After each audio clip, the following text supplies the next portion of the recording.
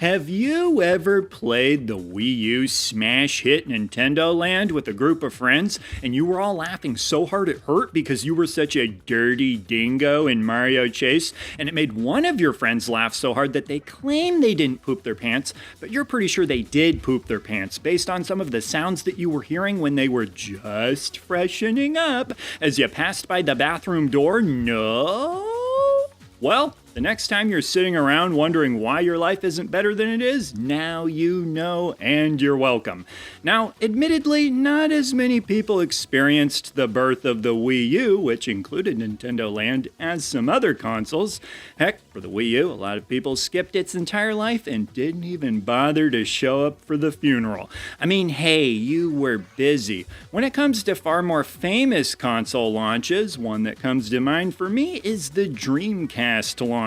With its 9999 campaign. Nothing gets people excited for things like matching numbers. Quick little story for you. My expected birth date was 8/8/88, but missed it by a handful of days, and let's just say that sure, my parents were excited, but could they have been a little more excited? I think the Dreamcast would tell you yes.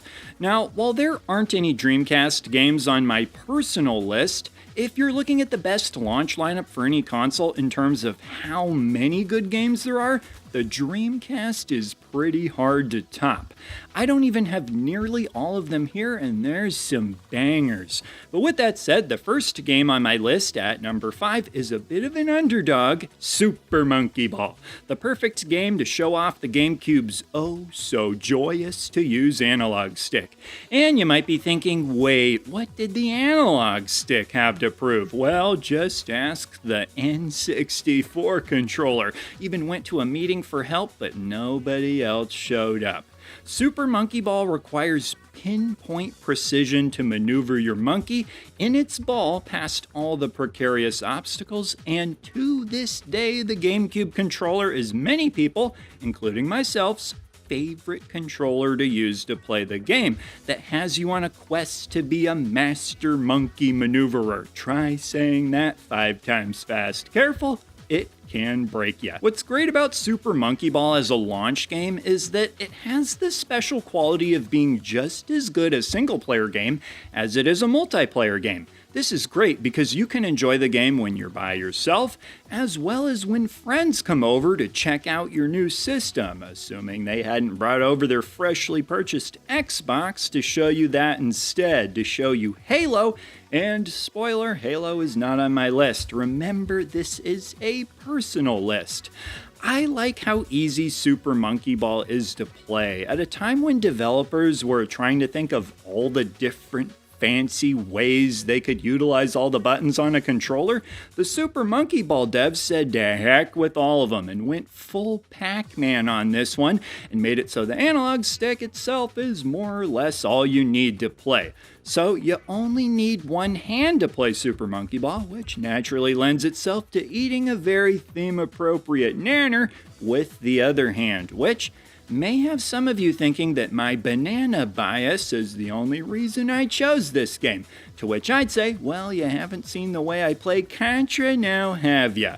Next game on my list would be Tetris. Yep, here I go again, upsetting the folks who think Tetris is a boring answer, just like water is a boring answer for choice of drink. But these things are important. Roughly 95% of the human brain is composed of water, just like nearly 95% of all people who have ever played video games have played and enjoyed Tetris at some point by using their brains.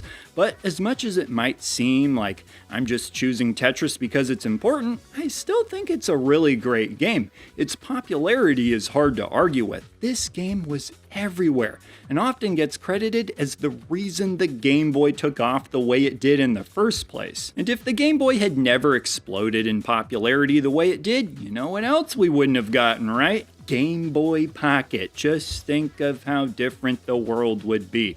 But yeah, handheld gaming, especially in the US, owes a lot to Tetris for showing people that having something fun to play on the go was so much better than either doing this, waiting patiently, or, goodness forbid, trying to socialize with people. Ew, gross. Next game on my list is Super Mario World. Only thing preventing this game from being higher on my list is that Super Mario Bros. 3 was basically already a perfect 2D Mario game.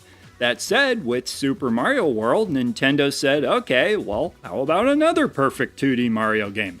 And the game was so perfect that for years after it, Nintendo was basically just like, okay, I guess we're done making 2D Mario games. For a lot of the best launch games, they tend to define the console's identity for pretty much the system's entire lifespan. But with Super Mario World, it went on to define an entire genre, being 2D platformers, for decades. How many other games have done that? Maybe Superman 64 for the bad game genre? Still to this day, Super Mario World is one of the most popular answers you'll come across when people say what their favorite 2D platformer is. That's pretty impressive for a game to age that well, and the Super Nintendo is just like, yeah, I'm like that. Okay, and next game up is Zelda Breath of the Wild. Might be surprising considering in my last video I talked all about the issues I have with open world games, but I never said I hate all open world games, just a lot of them. And while Breath of the Wild isn't what I would consider a perfect game, at least not for me, it does a lot of things I like that prevent it from falling into the gosh, I am sick and tired of walking around category. The first thing is that it actually makes traversal fun, thanks in large part to your glider. If you're going to have the player traveling all over the place, please make it interesting and fun to do. I think that's a big thing the Spider-Man games have going for them too.